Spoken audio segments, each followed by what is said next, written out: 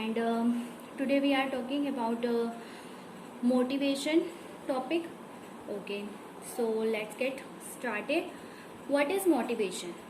Motivation क्या होता है? मोटिवेशन होता है impulse that cause a person to act. मतलब किसी भी पर्सन को वो मोटिवेशन क्या होता है? एक ऐसा रीज़न जो किसी भी पर्सन को किसी काम को करने के लिए उसमें इच्छा जगाए कि वो पर्सन जो है वो उस काम को करे.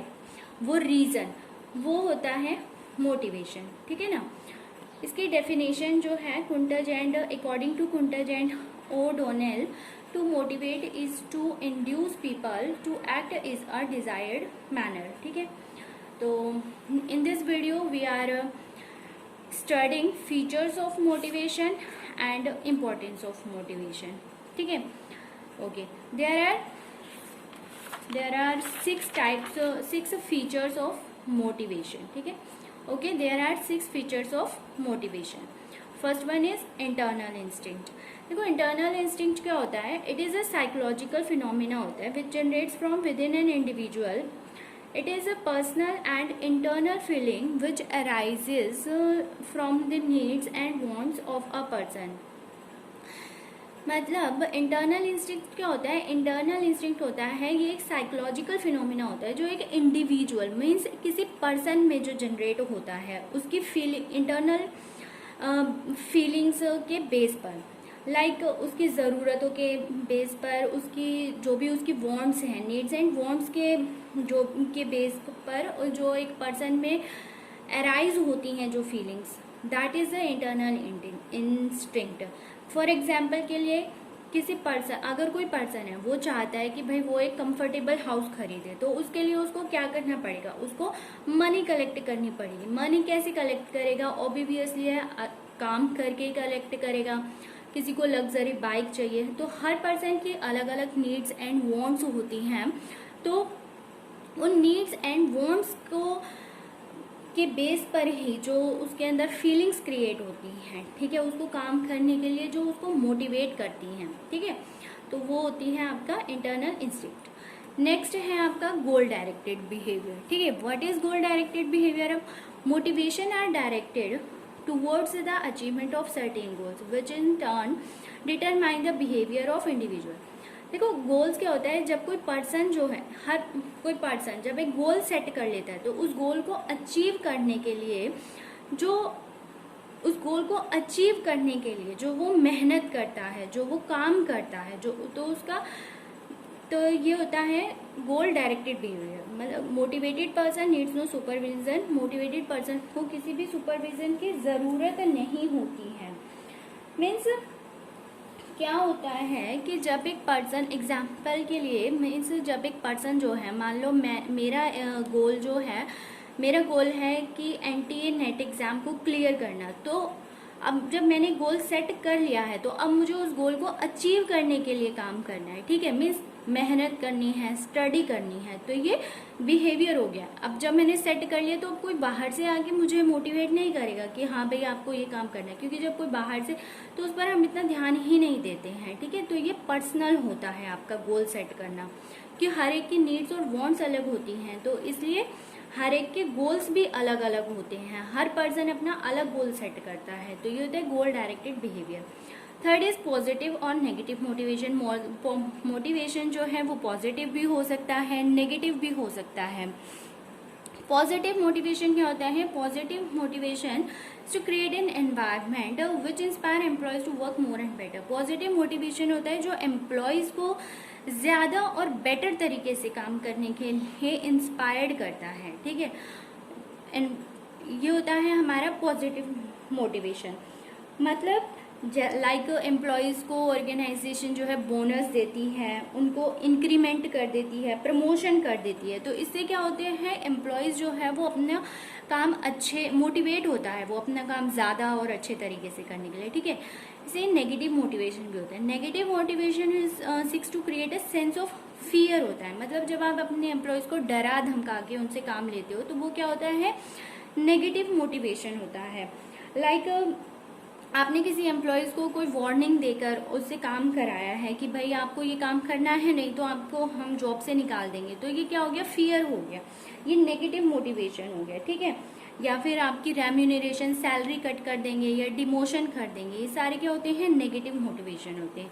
Next complex process, it is a complex and difficult task. Next है complex process, it is a complex and difficult task because needs are mentally connected which cannot be measured accurately. देखो motivation जो होता है ये complex और difficult task होता है। क्यों? क्योंकि मोटिवेशन जो होता है वो मेंटली कनेक्टेड होता है। हर एक पर्सन की नीड्स अलग होती हैं, वांट्स अलग होती हैं, तो उनको एक्यूरेटली मेजर करना जो होता है वो काफ़ी डिफ़िकल्ट होता है। ठीक है, ह्यूमन नीड्स जो होती हैं वो change from time to time, human needs जो है वो टाइम टू टाइम चेंज होती रहती हैं। ठीक है, तो इसलिए ये कॉम्प्लेक्स प्रोसेस है। नेक्स्ट है dynamic and continuous process. Motivation जो है वो एक डायनामिक एंड कंटिन्यूअस प्रोसेस है। जैसे human needs are unlimited wants and go on changing continuously. Human needs जो होती हैं वो अनलिमिटेड होती हैं और वो कंटिन्यूअसली चेंज होती रहती हैं। Satisfaction of one needs give rise to another. जो सेटिस्फेक्शन होता है वो एक के बाद दूसरा राइज हो जाता है।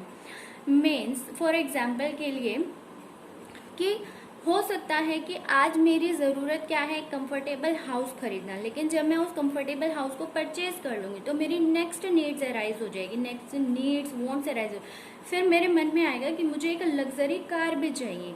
तो अब क्या हो गया, अब लग्जरी कार खरीदने के लिए मुझे मेहनत करनी है। ठीक है, तो वो क्या हो गया, हमारी नीड्स और वांट्स जो हैं वो टाइम टू टाइम चेंज होती रहती हैं। ठीक है, so managers have to continuously perform the function of motivation.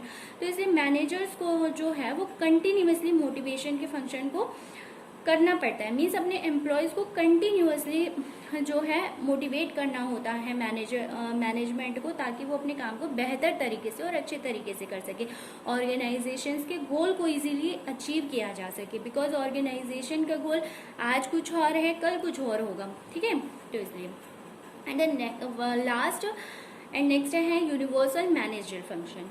Universal managerial function क्या होता है? It is an universal managerial function है as it is used at every level of the organisation.